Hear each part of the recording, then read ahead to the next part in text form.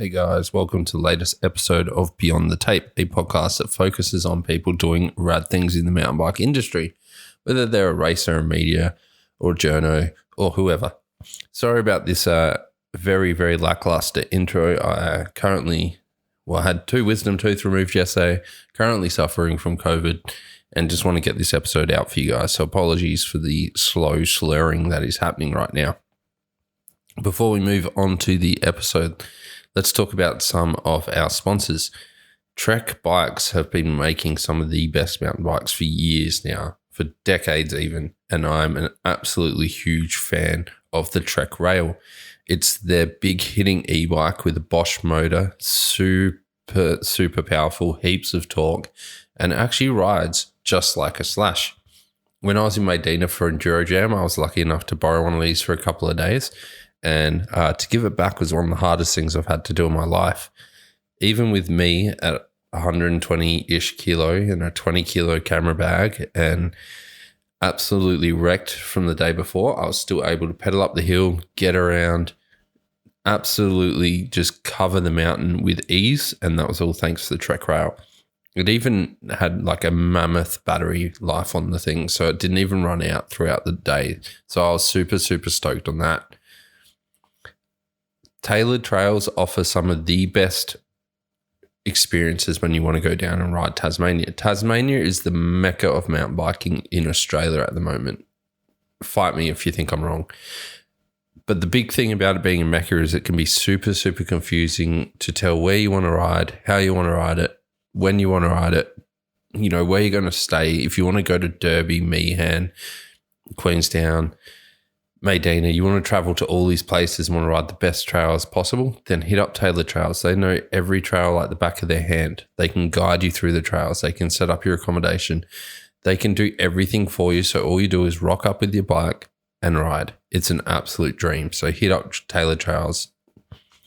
Lead Out Sports are the #1 importer for unique tools, kit, parts, anything in Australia. These guys are absolutely killing it. One simple tool or one simple thing they bring in that I absolutely love is the backcountry research strap. A simple strap that is made to the top quality that will carry your tube, carry your tools, carry your CO2, carry everything strapped to your bike so you can get all that junk out of your pockets and keep it there so you can ride smoothly. Absolute huge fan of backcountry research straps. So head out to leadoutsports.com, use the code Beyond the Tape and get 10% off over there. Franked make some of the best adults kit on the market, but they also make some of the best kids jerseys and kit on the market as well. It's basically got all the tech, all the comfort, everything we love about the adults kit has been shrunk down so that your junior can ride just as fast in just as much comfort as you. So jump over to franked.com.au, use the code Beyond the Tape 10 and get a discount over there as well.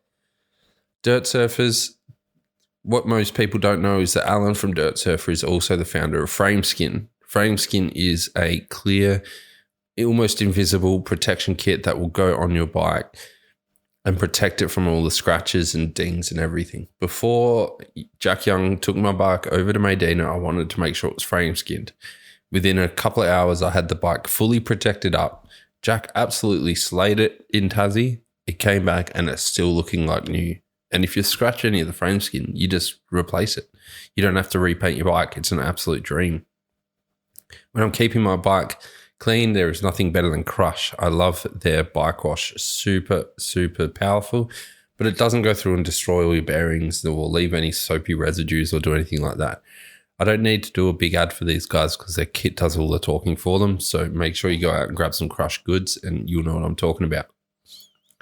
Fist are just releasing Chapter 20. There are some new crazy designs out there. Still my favorite glove. Won't wear any other.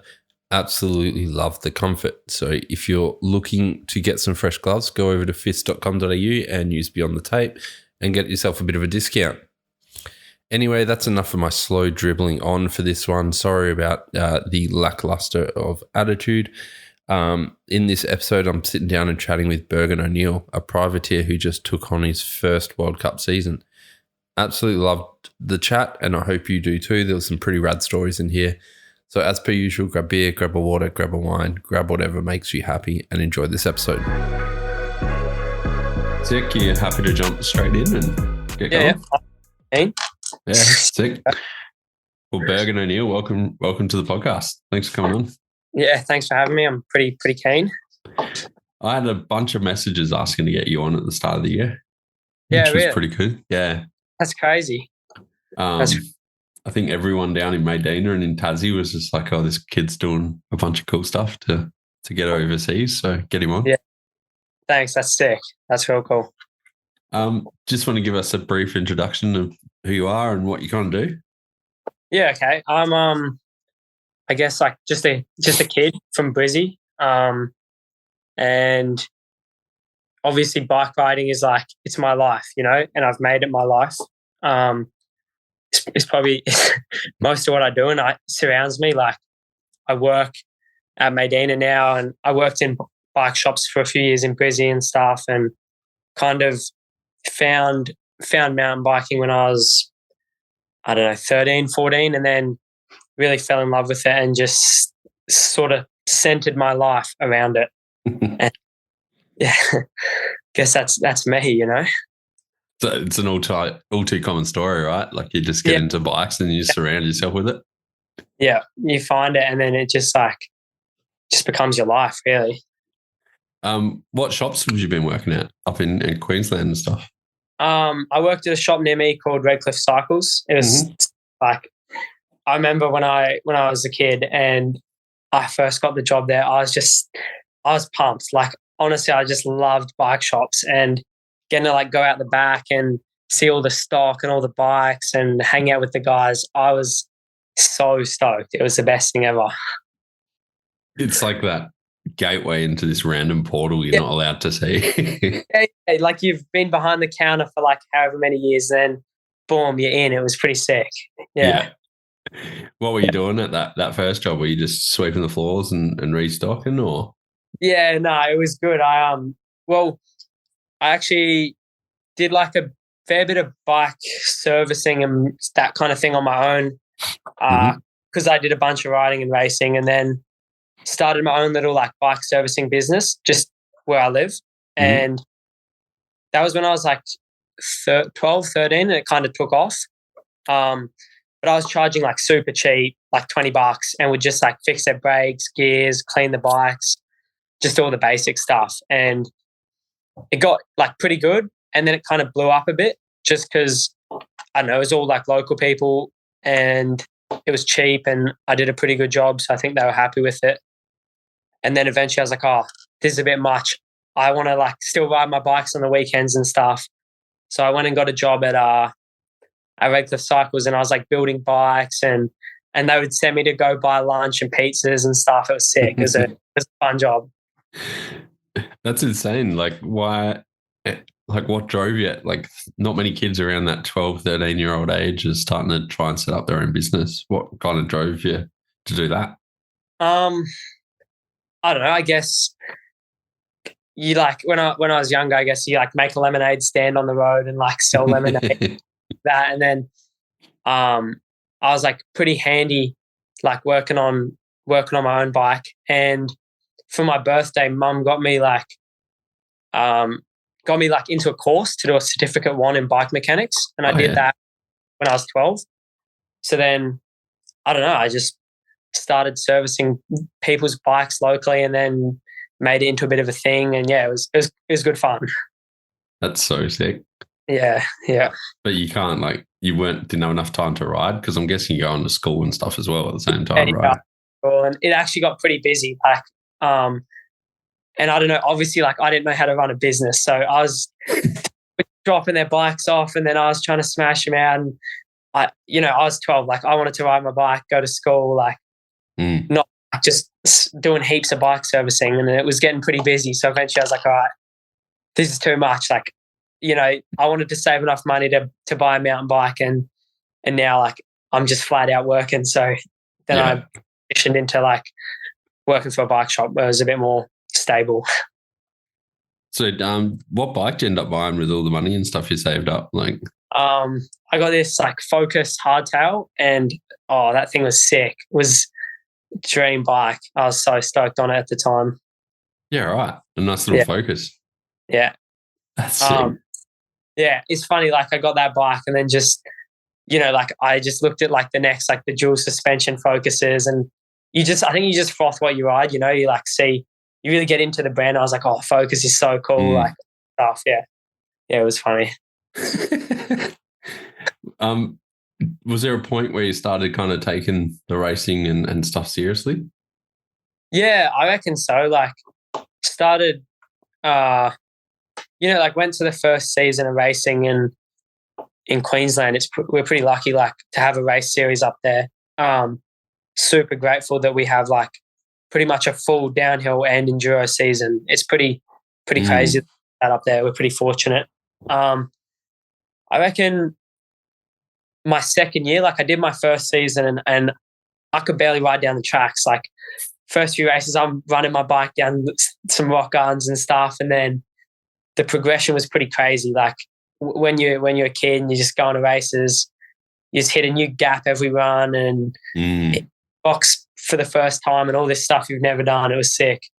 And then after that first season, I really was like, oh, this is like halfway through. I think I figured it out. I was like, oh, this is me. Like this is what I want to do. And I was doing a bunch of other sport at the time. Like I was playing soccer and volleyball and all this other stuff. And I remember I broke my arm halfway through the season, mountain biking. And then I never went back to any of the other sports. I like recovered and just went full mountain biking. my like end of like soccer and volleyball and everything else. Mountain biking does that to people. Just breaks you and then takes you away from everything else. Yeah, exactly. I think that's like an overlooked part of racing. Hey, it's like your progression level just goes through the roof because you want to go first, and to go first, you have to go through the hard stuff, right? Yeah, it's insane. And like, I remember in like under 15s, just being like so far. Like, I have no idea if I can do like this jump over this creek because like I've never even hit a gap jump before. But guess what? It's Saturday. There's a race tomorrow. Like, no way to find out. Like, gotta go. And then like in order to do that gap, you got to ride the rock garden before it really fast. So all of a sudden you're like hanging on through this rock garden, just hoping you make it. Such a good way to progress when you're a kid. 100%. I think it's a very underrated part of racing, and the community is so sick as well. Down here it is. Yeah. Yes. So such a good community, and you meet so many good people in mountain biking that I don't know if it's just because it's a smaller community or what it is, but it seems to lack a little bit in other sports. Like mountain biking just has so many good people in it. It's crazy. We're so spoiled when it comes to it. So you did a bulkier racing up in Queensland. What's the race scene like up there? Oh, it's so good. Like after you do a few seasons, you pretty much just know everyone. Like it's a sick community. Like I think it's still like very Australian. Everyone's there for fun. It's not too serious. But everyone like is super nice. The two guys that run it, they're legends. It's pretty cool that they've been keeping it going for so many years, and like it's been growing so big the last few years. The junior categories are like going mental. It's pretty sick to see. It's going mental everywhere. Hey, like I think our race scene down here, like we're relatively small in Adelaide, but when you've got 300 races and then a third of them are under 17. Yeah. Like, it's crazy to see how many kids are racing. Yeah. Yeah. Was there a point, like I'm looking at your roots and reign and stuff, and you've always been kind of up around that top 10-ish mark. Like, did you just kind of come into the sport swinging or? No, not at all. Like for the first few seasons, I only started riding bikes I rode bikes heaps as a kid and then just played other sports and did other stuff. And then, God, mate.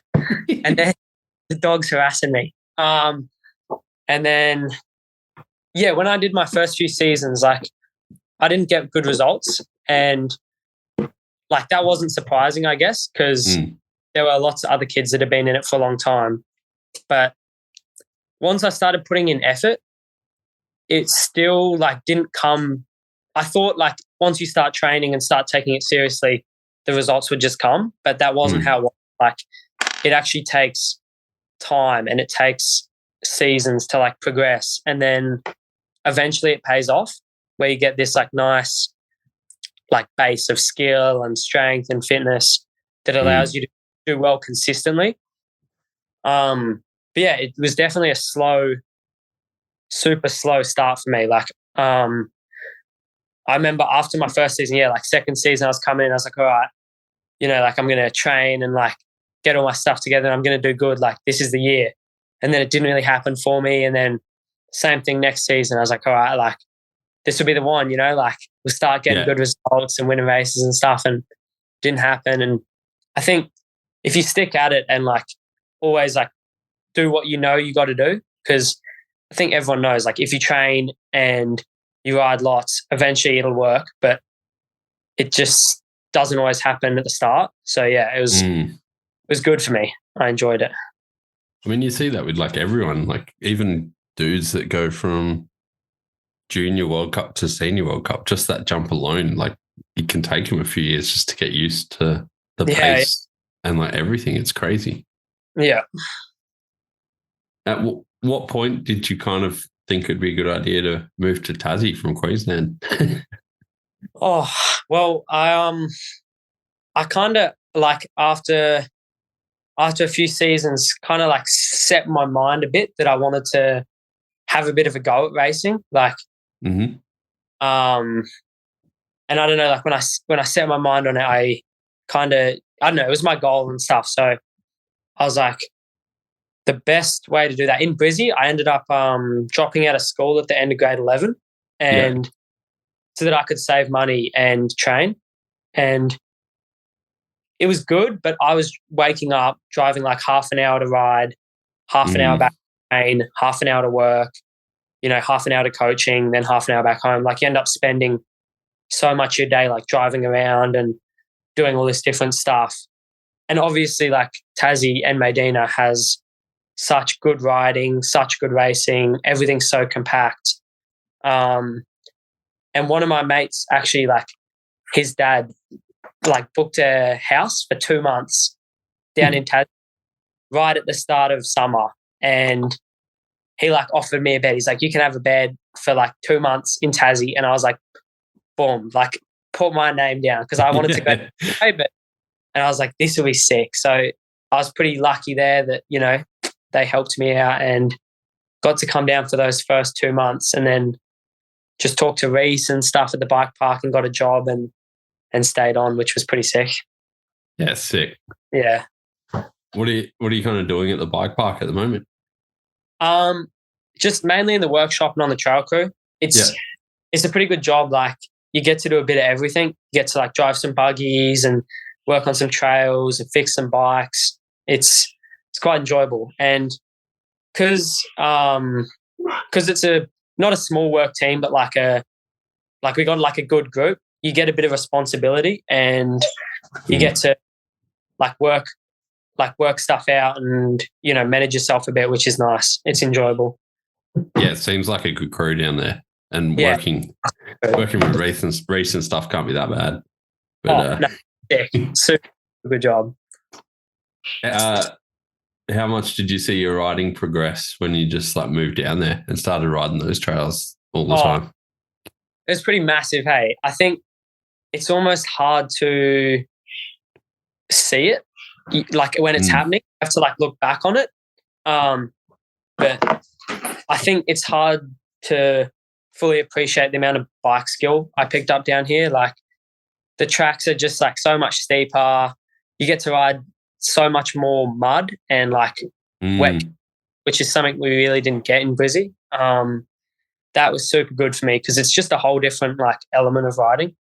And yeah, definitely just being able to ride every day and do so many laps, you just get this like so much bike skill and bike time that I wouldn't have got up in Brizzy. So that was massive for me.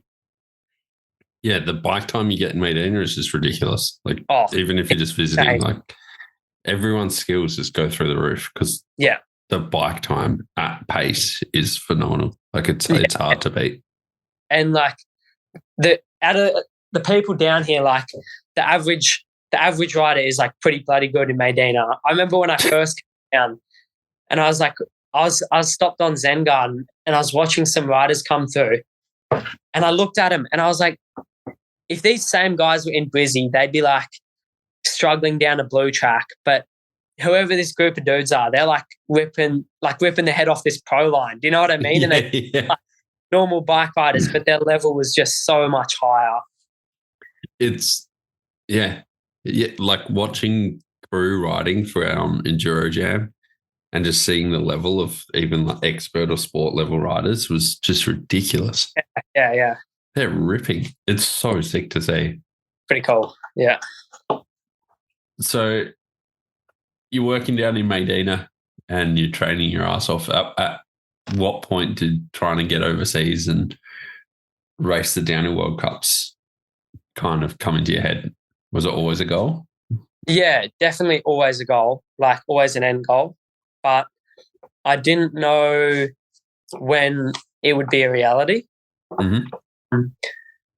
I kind of started preparing for it at the end of 2020, like because I knew I wasn't going to be able to go first year elite or first year junior. But I was like, if I drop out of school and start working like full time, well, not full time, but like working a fair bit, then potentially I'll be able to save enough money to go over in 2022 this season. Yeah. But I didn't really know. Like nothing was set. There were no like proper plans. It was just like always kind of in the back of my head. And then there was a bit of an opportunity before I left to come down to Maydena, but it didn't really work out. And then I think like whether I was going to get to race the World Cups or not, I wanted to come overseas and ride and race and just progress. But I put my like application in for a jersey for a few rounds, and Evan got back to me. He was like, "Yep, you've got the go ahead." And I think that was like, I don't know, a month or two before I had to fly in. I was like, "Oh, like this is it." Yeah. You know, I was like I've only found out like a month or two before I got to leave, but like I've been preparing for like 2 years. Like, you know, I was like, I'd been waiting for it kind of thing, and just booked my flights and stuff. It was pretty cool. Yeah. Talk to us about like the jersey. From what I understand, it's basically if you can't get enough UCI points, each federation to Australia, America, whatever, has a certain amount of jerseys or something like that. Yeah. So it's funny. Like, I know for me, I kind of had to figure all that stuff out on my own, like trees and all that. And I swear they hide that information in like the deep holes of the internet. Like that stuff is not easy to find. And that's kind of frustrating. But from the way I understand it, as a junior rider, you can't enter yourself. So even if you have points or whatever, you're not able to like enter yourself. You need either a federation or a team to enter you. Yeah, right. But as an elite rider, if you have 40 UCI points, then you can, like, you are allowed to be entered. You can enter yourself. I think your federation still has to do it, but they can't, like, no, they have to enter you. So, yeah, as a junior, you pretty much have two options, a team or a federation jersey. Yeah, okay. Yeah. And getting a team's obviously near impossible as a junior. It's a pretty big job. So you just apply to like Oz Cycling and say, hey, I want to do this, or do you apply to UCI or? Yep, you just apply to Oz Cycling. Once again, like I didn't even know applications were open. That information is like, I don't know. I was lucky. Sasha Kim's mum actually emailed it. So grateful for that. I didn't. It was open, and I was like, oh shit! Like, so like put it in and was waiting, and yeah, I remember when I got the email back, I was like, all right, we're going. This shit's on now. Yeah, it's on. Like we're going. But yeah, it's that stuff's a bit tricky. Like you kind of, it's like hidden information. I don't know what to go with all that is, but like everyone's a bit in the dark with all that stuff. It's not hidden. It's just very, very deep in their websites. Yeah, like you got to jump through some hoops to find it. Yeah. What was the process after that? Like, did you know what World Cups you were going to race? Like, you've got what, 4 this year, 4 or 5? So I applied for Leogang, Lenzerheide, and Andorra, and I was going to do those 3. So I ended up doing Leogang, Lenzerheide, Andorra, Snowshoe, and Mont Saint Anne because I got to Andorra and I was like, oh, like I've still got a bit of money left and like this is sick.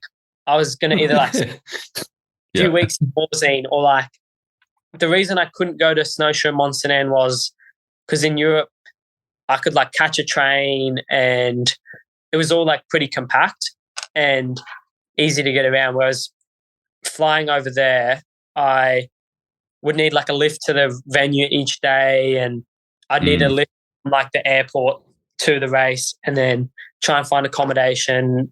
And it would have been pretty hard to do on my own because I'm not old enough to hire a car or anything like that. Yeah, true. Yeah. So I was fortunate. Josh Lee, he's honestly an Australian hero, I reckon. He was going and he was like, yeah, mate, like if you want to come, I'm getting a rental car. Like I've got this like a bit of accommodation. You can come. And I was like, far out. Like I'm booking my flights. Like I'm going again. Just like said yes. Like I'm super grateful for him and having people help me out. Yeah, the whole like Australian crew that just kind of travels around like the Vanzak style thing that's still happening it's insane. Like you see like Newley and a bunch of crew just traveling every year and just traveling in this giant circus. Yeah, it's sick. It's pretty cool. And you definitely like going over there opened my eyes like to who's actually over there, you know, like you don't really see it as much when you're home and then you go over there and you're like, oh, there's like all these like New Zealand privateers who are like going over as well and like, a bunch of Aussies and it's pretty sick. Mm-hmm. It's a huge crew. Yeah, it is. Was this your first time overseas? I've been over when I was a kid, but I was pretty young. We went to Ireland because my dad's from Ireland. Okay. But I don't really remember it. So kind of, but I've definitely been over before. Yeah. But like Europe and different languages and different culture and all that was completely new to me. Their idea of customer service or lack thereof in some parts of Europe, which are ridiculous. Oh, it was a shock, hey? Like, it was funny as well, like people, because I was going, lots of people giving me different pieces of advice and telling me how it would be and how it wouldn't be. But you don't really know what you're in for. Like, especially when I was going over to race, you end up in like not big tourist spots. Like you're not going to the big cities. You're going to like little mountain towns and stuff. So you get some stuff as well, which was cool. And like, you don't know if people are going to speak English or if they want to speak English. And then, Yeah. When I first got over there, I went to the IXS Cup at Semenuk. Okay. Yeah. And like little town in Austria and no one spoke English. Like at dinner, all the menus were like handwritten in German. So like I couldn't Google Translate it. And obviously I couldn't read it. So, and no one in the restaurant could speak a word of English and I couldn't speak any German. And there was just like one thing on the menu. There was like pizza margarita or whatever. And I just found that and just ordered that every night because I was too afraid to try and find anything else. I was like, oh, safe bet. Like, it was fun. That's so good. Yeah. How'd you find transport and stuff in Europe? Was it all just trains and buses and planes? Yeah. The transport over there is like really good. When I landed in Vienna, I caught a train from the airport to the city and then caught a train out to semenuk. And it was all, I mean, it was stressful, because like my timetable was in German and in German and everything was in German and it was hard. But you can ask people, like they'll point and like try and help you, and they think it's funny. Like I'm dragging around a bike bag and my backpack and looking lost. And then, there's actually really good public transport and stuff over in Europe. It's insane. And then after a little bit, I just started getting lifts with people and other races, and they were so nice, like helping me out and getting me around. It was pretty good. Yeah. What was it like to finally get to a World Cup and you're standing on the top of the hill ready for track walk and stuff? Did you have to pinch yourself a little bit, or what was that like? It was pretty mental. I think the whole time you're just I don't know how to describe it. You're like so in the moment and like in the experience. Like I'd describe it like a baby, like seeing everything for the first time. You know what I mean? Like you're just looking around like, whoa, like it's pretty crazy. It was cool. It was definitely pretty crazy. Like at Leogang, my first World Cup. Yeah. Just like, it's like going to a race for the first time nearly. You're so out of your depth and you don't know what you don't know. You just like, just try to figure everything out. Like it's pretty cool. Yeah. You've got a couple of options and only one of them's viable, and that's to just do it. So yeah, exactly. There's no like thought or decision making. It's kind of just like, you don't know what's going on. So you just go with everything. It's pretty cool. What was the track like? Was it up to what you expected, or was it bigger and steeper than what you thought? Or the Leogang was pretty cool. Like I think in the few days before Leogang, I started like watching videos and stuff, and like I got pretty nervous. I was like, crap, like I don't know if I can ride this stuff, and I think once you get on your bike, like everything's all good. It kind of works itself out a bit. But the track developed a lot at Leogang. Like some massive holes came out, and the track got quite gnarly. But I think I thought it would be harder. Like I thought I was going to struggle more than I did potentially. And I think that's probably where Maydena was good for me. Like if I'd gone straight from Brisbane to Leogang, it would have been a shit show. Yeah. I would have been so done. But I was lucky that I'd spent, that 6 months in Maydena, riding like all the pro lines in the mud and like getting out of my element, so that then when I went to Leogang, it wasn't like I can't ride this. It was actually like, I can do this. I can hit these lines. I can do all the track and everything. So yeah, it was good. So key to being a privateer is go and live in Maydena for a year or two before you head over. Yeah, you got to get out of your depth a fair bit and get your skills up. It's definitely helps. Your first lap down there, was it in your first race? Did you qualify for that one? No, I didn't qualify at Bergen. It was like practice day was pretty good for me, I reckon. But quali day, I kind of threw it out the window a bit. I remember first run on quali day, I was like, in the start gate, I was like, all right, like I'm just gonna go slow. It's raining. The track's so destroyed. Like, let's just get on it for the first run. Put wheels over my lines. Like, that's all I got to do. And dropped in, came around the first turn, and there was just like the track was lined with like cameras and like all the pro riders like on their e-bikes, like watching morning practice, and I just like threw the whole game plan out the window and like went through the first stock camber and just like had a massive high side, and I don't know, just my brain just went, and I just spent the whole lap crashing my brains out trying to go way too quick.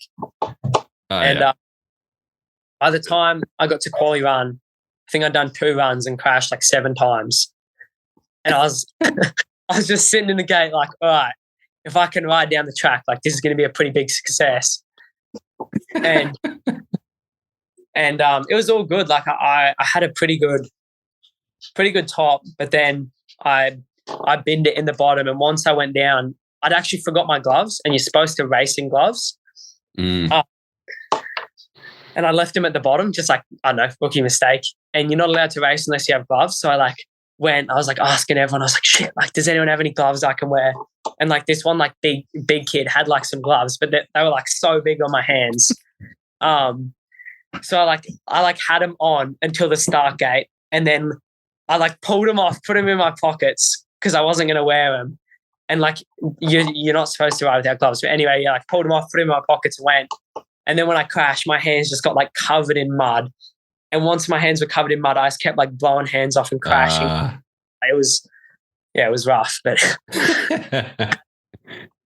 was it pretty soul destroying to not qualify and get there, or were you just stoked on the experience? Leogang, I wasn't too bummed. I was bummed, but I kind of was so new to it that I didn't I made so many big mistakes in the lead up, even from like track walk day, that it was like, I guess when I look back on it, I'm like, I didn't really know what I was doing. Like, yeah. And I was like, first World Cup, it went it went pretty bad, but I had a good time, and now we can build off of it, kind of thing. Yeah. But yeah, I wasn't super bummed to not qualify at Leogang. I was a bit bummed, but I wasn't like, oh, this sucks kind of thing. Yeah. I got it pretty quick, basically. Did you go to the non-quali party and just have a good time? No, I don't think so. I think I just Dan and Louise prep their bikes and get ready. Yeah, true. And just went and did like bulk laps on all the jump tracks. What was like, I guess when you're privateer, you're racing, cleaning, doing your dishes, cleaning up, like making food, doing pretty much everything by yourself. Was that pretty hard to get around on that first race? Yeah, it was kind of unexpected maybe. Like, I think when you watch the World Cups at home, you don't get like a proper appreciation for how much work goes into it.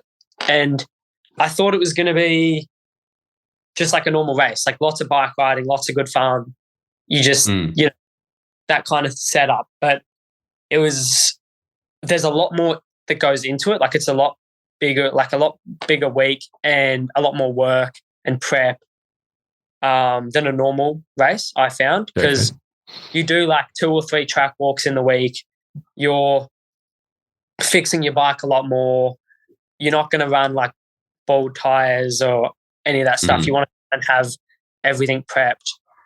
And yeah, your days are real busy. You're up early because as a junior in B practice, and yeah, you like practice in the morning, and then once you finish practice, you'll like wash your bike and stuff, then go do a track walk while A practice is on, finish your track walk, get home, and then you go around the pits and like try and get what you need. Like you need a bit of brake fluid to bleed your brakes, so you need a tire, or you need some pads, or you need your fork service, whatever you got to get done. You got like an hour to try and like collect all your bits and pieces, and then yeah, you like get home and you got to cook dinner, prep lunch for the next day, try and stretch, and then you got to toss up like, what are you going to do? Visualize the track or change your tires? Like, pretty hectic. Yeah, that's insane. I don't think many people see how much goes into it from the privateer perspective. Yeah, it's a really big week. It's massive. Did you break many parts on your first race run or your first race, or was it pretty chill? Like just normal stuff. Like I didn't break heaps, but I'd already done semenuk before that, and that was quite a rough track. So I think, I think my bike was a little beat, but it actually handled pretty well. I think the mud probably helped with that as well. Like Mhm. meant that you were hitting things like a bit softer. You slide a bit more instead of like smack. Just smashing shit. Yeah. Yeah. What was, I guess, your favourite race throughout the year? Because you did pretty much all of them, right? Yeah, did a bunch. Definitely Andorra. That was Yeah, okay. just so much fun. I think, like, yeah, obviously being Australian, and it was just a dry, fast track with like dusty ruts and loose baby heads and just high speed. Oh, I had the best week ever there. That one was easy for me. Like, it was still a bit of work, like getting the bike and body and everything prepped, but as far as like the riding went, it was so much fun. Yeah, right. I really, really enjoyed Andorra. Yeah, that was sick. They had a quirky pit set up and everything there, though, right? If I Yeah, remember correct. it was weird. Like, you had to catch a gondola from the town up the mountain, and then you had to get a shuttle across for like 10 minutes across the hill kind of thing, and then you would catch another chairlift up to the Okay. to the track. So it was a bit of a job to get up there. Like, it took a while. How do you kind of learn this stuff? Are you just getting emails and stuff telling you what to do, or you just Nah. Same as finding info on like entries and stuff. It's not there for you. You got to like ask people. You got to go and find the information. It was like, especially at Leogang being the first one, there was all this stuff like I didn't even know you had to do, like rider's confirmation, and I don't know. You don't know where it is. You don't know what time it is. You don't know when it's open. You don't know the schedule. There's no information sent out. So you're like super in the dark. And like, I remember I was just like walking past some people that I'd met at the IXS Cup, and they're like, oh, like rider's confirmation closes in 30 minutes. Like, have you been over there? And I was like, what? Like, what's rider's confirmation? You know, and like all this stuff. You just, I don't know. You get lucky and someone tells you or something, you know, like otherwise you just would have missed it. It's hectic, but I think by Andorra, I had it pretty sorted out. You're like, all right, where is rider's confirmation? What time is it? Like, you've got to ask questions, because if you're not on a team, no one sends you the information. Yeah, you got to go find it. Yeah, you got to go get it. And I'm guessing you don't have internet where like all the time either, so it's not like you can just look stuff up. Yeah, I didn't. Eventually, I got a SIM sorted. Yeah. But yeah, a lot of free Wi-Fi as well. Made it fun. But yeah, Val Nord, like that was a big track though. Like that had a few big G outs in that huge pool that a few people were doing. Yeah. Yep. Did that have the tunnel of death at the end of it as well? Yeah, the sketch one. The bridge that Remy, yeah, it had that. Yeah, it was hectic, but I don't know. I think just from the stuff I've ridden, I did track walk there, and it's all mindset stuff as well, but I was just in a good mood, you know? I was like, all right, the last few rounds have like been wet and, you know, like a bit off, and this one just looks good to me. So I was just happy, confident. And it was still you got to figure out the track. Like, it was very high speed and like pretty dangerous, but yeah, I guess more in my element, so I enjoyed it. Was it hard kind of keeping your mindset positive and not trying to manage fatigue and stuff as you're going through the weeks as well? Yeah, it actually was. I think you're kind of always choosing, like, you're always making a bit of a compromise at the World Cups as a privateer. Like, you have to make a choice between like bike setup or like body preparation or mental preparation or sleep. Like, you're not going to be able to tick all the boxes. So each day, like one day, you know, you'll choose like, all right, tonight I'm going to like make sure that I've visualized the track, I've eaten really well, I've got lunch for tomorrow, and I get to bed kind of early. And then the next day you're like, all right, like I need to change my tires, bleed my brakes, and like service my fork. so I'm going to get to bed at 11 o'clock. Like you kind of, and you're not going to get to visualize or do any of that other stuff. Like you kind of have to weigh it up and make a choice each night. So that's tricky, but it's part of it. Like something you don't see from home either. Yeah. Like look, in previous years and like watch a privateer, I'd be like, oh, you know, like Ben or whoever, like someone random, you know, like they're off the pace this weekend. But old mate, like, you know, was up late last night trying to get his bike sorted or, you know, trying to get prepped or whatever he had to do. So he didn't sleep as well. And like maybe he didn't get his brakes bled. So he wasn't as confident slowing down or whatever, you know, like all the pieces that add up. Just running on like a ragged chain and cassette and derailleur's barely working because you spent so long trying to wrestle cush core the night before. Yeah. But yeah, Valli Hoel looks sick. I wish I was kind of there for that one. Yeah, that was that's an epic track. What was so you made the decision to head over to the US. What was traveling over there from Europe like? Like you're going from one unknown to more of an unknown, I guess. Like that was pretty cool. Me and Josh were going to America and we're on separate flights, but I like took off, landed, shot him a message like, oh, I've landed. He was supposed to land like an hour after me or something, and then we were going to go, and he'd booked a hotel in Jamaica, which is like a suburb in New York, for a few. We we're going to like hang out in New York before catching the train to Washington, and then picking up my car and driving to Snowshoe. And anyway, his plane broke down on the runway, so he like sent me a message. He's like, oh, my plane's broken down. Like, I'm not coming tonight. Like, you got to put yourself out, kind of thing. And then he ended up getting there a few days later. But yeah, those few days, like again, like on my own, kind of figuring out was pretty cool. Yeah, that's insane. Yeah. I was lucky. I had my dad's brother lives there, so he came and helped me get to my accommodation and stuff. That's sick. So that was lucky. But then after that, I just had a few days like figuring out, like going around New York and checking the place out. It was pretty sick. Really cool. It's pretty important to do that type of thing, eh? Like actually go and check out stuff while you're doing this. And otherwise you're just looking at your handlebars the whole time. Literally, you're just bike riding and that's it. It was pretty cool to get that chance to go and do some, I don't know, more tourist stuff and look at things and experience the city. Like that was really cool. It was nice. Yeah. Was there anything that prepared you for Snowshoe? Because man, that track looked absolutely brutal in the wet. Yeah, it was wild.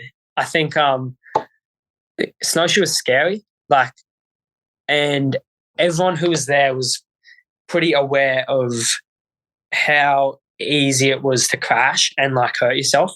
Mm-hmm. It was pretty intimidating.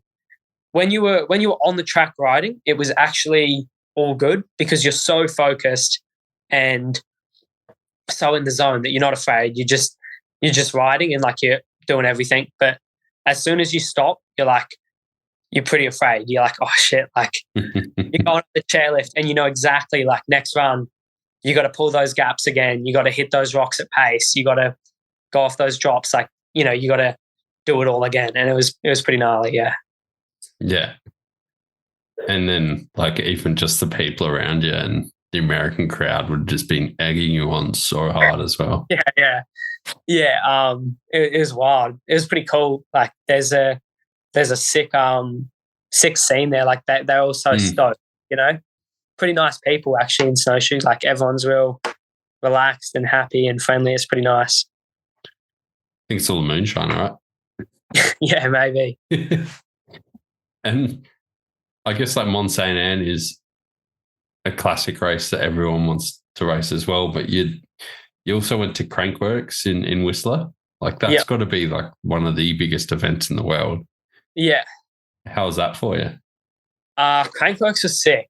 That was like I also went to Crankworx Innsbruck, so I got like a bit of a.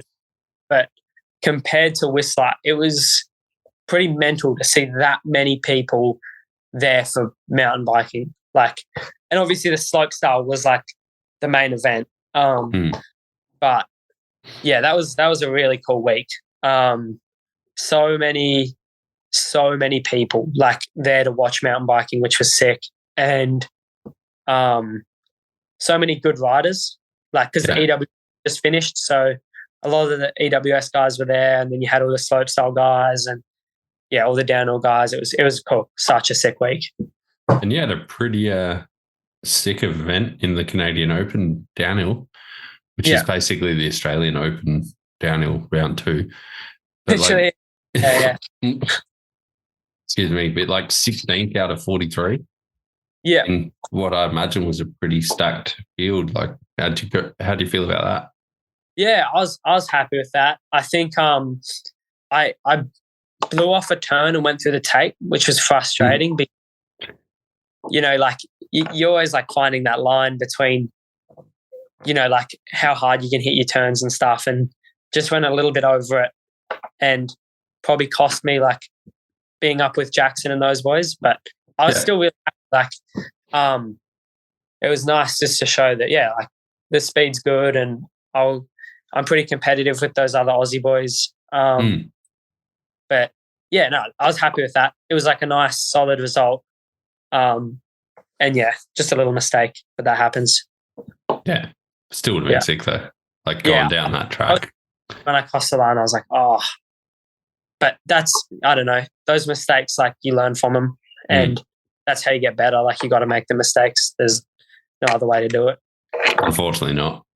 Yeah. Unfortunately not. I heard like throughout this trip you had some pretty crazy like accommodation and traveling stories and stuff. And Booker mentioned you stayed in a cubby house for one night or something weird like that. Like, I did. When I after Innsbruck, was it after Innsbruck? No, before Innsbruck at Leogang. So Samuing Leogang. I got to Leogang, and Henry Kerr, he was on propane. He gave me a lift from the IXS Cup to Leogang, and that was really nice of him. Like he's such a nice guy, and he gave me a lift there, and I got there and I didn't have anywhere to stay. I was gonna stay with Dan and Louise, but they had been at the EWS and they weren't going to arrive for a few days. So I was like, I got to sort something out. And I'd bought like a tent, a sleeping bag and a mat for like €100. I got this like little bundle deal.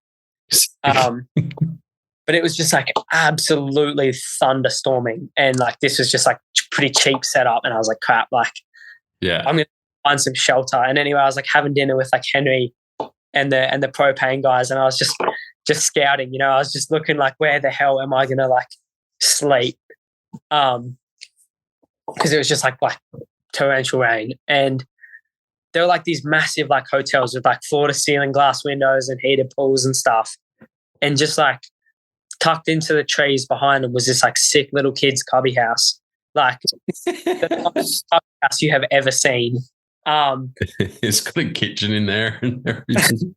Nah, that's spec. But sick little like timber roof and little balcony on it. Like it was and I like snuck up there, set my tent up and stuff and like slept in there, and then had all my stuff like hidden in the bushes and would like pack my tent up during the day and like hide it, stash it all, and then like go back there and like set it up. You were there for multiple nights, where I thought it was one night. Just 2 nights, and I just hit stuff. And then that arrived, and I went and stayed with them, which was sweet. Like I was pretty stoked to have a bed after that. But yeah, the most luxurious cubby house in the country, and you found it. I'll be going back there for sure. You set up an Airbnb for it. Start charging people. I actually should. That is a sick cubby house. I guess you just got to make do, right? Like, yeah, you do. There's like you don't really have a choice so much. I guess I could have tried to book somewhere, but I wasn't really willing to do that. So I just like scouted somewhere and I was like, yep, like this looks sick. And it was so good. You weren't woken up, or no one like came in to see what was going on at any point? Nah. There were like some people running around and stuff, but I would just like pack all my stuff up and hide it, like stash it in the bushes. Yeah, no, it was good. Was that like your worst travel story, or was there pretty? Probably like I was pretty fortunate to have people help me out so much. Like I shared a lot of beds over the few months, like and obviously that's just people like helping me out. Like they didn't have to do that, but yeah, I was pretty fortunate to have people help me out with places to stay and sleep and stuff. So yeah, that's pretty sick. Yeah. What was if you had to add it up? Do you know what your like total spending for the year and trying to race was? I should actually add it up and figure it all out, but at a guess, I'd say like right around 20 grand, I believe. Okay. Could have been a fair bit cheaper if I just went to Europe. Like, and if you like book your flights further out and sort out some cheaper insurance and stuff like that. But yeah, it was, I think right about 20 grand roughly. It's not too bad. Like, considering. I did it pretty cheap, I think. Like, I did it. And yeah, pretty grateful. Lots of people helped. Like, I didn't have to spend money on accommodation nearly the entire time I was over there. Like, so it was pretty fortunate. I suppose if you throw accommodation, it pretty much doubles, right? Like, yeah, it does. Yeah. Are you going to do it again next year, you reckon? Yeah, definitely am. I'm trying to sort out some flights and stuff at the moment. I don't really know what the go is, like how it's going to change and what's going to happen and how I'm going to get entries and stuff like that. But I don't know. It's a good challenge. Like, it's good fun as well, and it pushes me pretty hard. So yeah, I'm going to head over. I think, we've only heard from like the full pro races and stuff about this new change with ESL and Discovery and stuff. But you guys probably have no idea what's going on. Yeah, really in the dark. I think the top 7 teams got an email with like a bunch of information and stuff, but everyone else has like not got anything yet. Yeah. Classic. Yeah. And you just work. Sorry? Same old story. Yeah, pretty much. Hidden information. So you're just working at Maydena for the next kind of, I guess you got a while now, 6 months or something before the first race. Yeah. You're just working there and saving up those dollars? Yeah. Pretty stoked that there's such that the season's been pushed back and that it's those Europe races. Like, I think there's 6 rounds in Europe in 3 months or something. Like, it's pretty compact, which makes it pretty affordable and means I have longer to work and train and save money. So yeah, there's like lots of good racing happening in Maydena and in Tassie for the next little while. So yeah, I'll just pretty much base myself here where I can work, ride, train, race all in like one spot. It's pretty good. Yeah. You're gonna be doing the EWSs down there? Yeah, that's the plan. Yeah, it's sick. It's pretty cool to have 2 EWSs in Tassie. That's crazy. Yeah, it's huge. I think it's going to be massive. I can't wait to see all the big trucks rolling up. Yeah, it'd be sick, hey? It'd be so cool. I think this is going to be, like, 2023 is going to be the biggest year for Australian racing for a long time, I reckon. It's going to be huge. Yeah, you're right, hey? There's, I guess we've got Crankworks back, and there's lots happening. Cannonball, Nationals, EWSs, like everything's on. So it's going to be sick. Yeah, it's awesome. Do you have any sponsors or like anyone that kind of helps you out with kit? And not really, hey. Like, I kind of just use like people I know. Do you know what I mean? Like, friends and stuff will like sell me a helmet or like help me out with tires and things like that. Which is pretty cool. Like, I like that. It's pretty nice, and it's a good setup. But it'd be good to sort that stuff out a bit more, and I got to get better at it. But yeah, not at the moment. Is it pretty hard to do? Like, what makes it hard for you to kind of go out there and approach people? I guess trying to sell yourself is like quite tricky. Like trying to put together like something that makes you like worth something, like worth t-shirts or something like that is I think it's like quite a hard thing to do. Do you know what I mean? And it's a skill. I think it's a skill that, especially like for me, my head works more like work for a certain amount of hours, get paid a certain amount of money. But I need to like learn how to, like promote myself better and do all that stuff. Yeah. Is that more of like because you're humble and you just want to ride your bike, or like is it just generally hard? Part of it, I enjoy not having to promote brands and stuff. Like I enjoy like riding for myself, and also just like kind of training and riding and racing. Like under my own steam and figuring it out. Like that's quite rewarding. But true. So like it's hard. Like it's a skill to get sponsored, I reckon. 100%. 100%. Super hard. We might start wrapping things up a little bit here. Yeah, for sure. I've got kind of 3 questions I like to ask at the end of most interviews, unless I forget. What advice would you have to anyone wanting to do the privateer life over in Europe? I would say everyone has a different situation. Like everyone's in a different, like, I don't know, different life.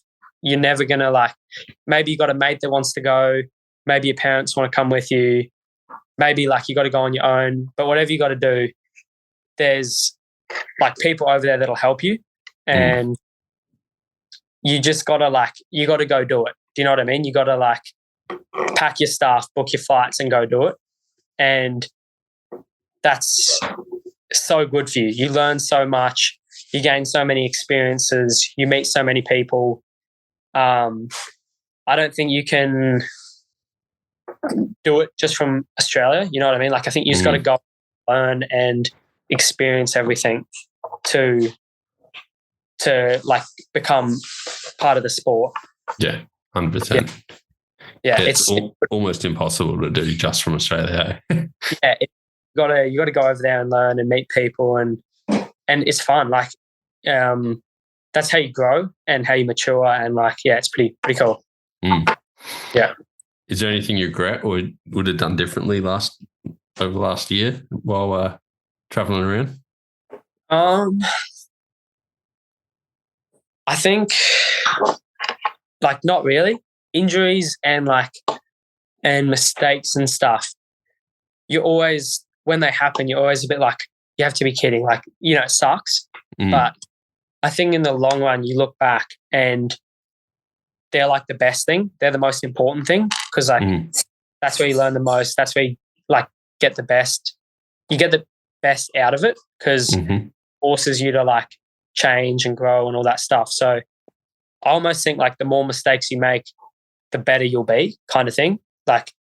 You want to have things that you regret and things that you make mistakes on because it'll help you. So I don't really regret any of it. It's all good stuff, I think. Yeah, for sure. 100%. Yeah. And obviously there's going to be times where you're just absolutely ruined and tired and don't want to be doing anything or don't want to get out of your cupboard house.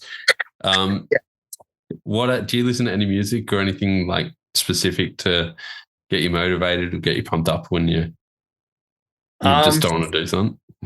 I remember at Snowshoe in the mornings, it'd be 7 a.m. It's raining, it's cold.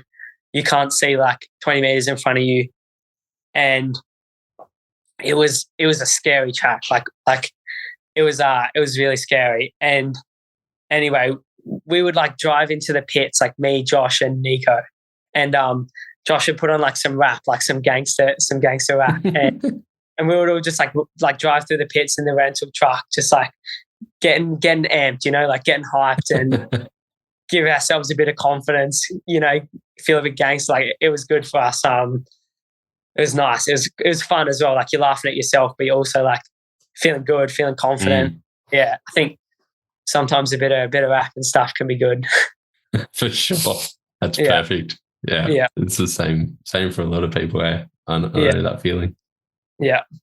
Easy, dude. Well, yeah, thanks so much for coming on. I hope you enjoyed the chat. Is there anything you want to mention before you head off? No, I think that's pretty good. It was nice little podcast. Pretty cool. Yeah, sick. No, thanks for coming on.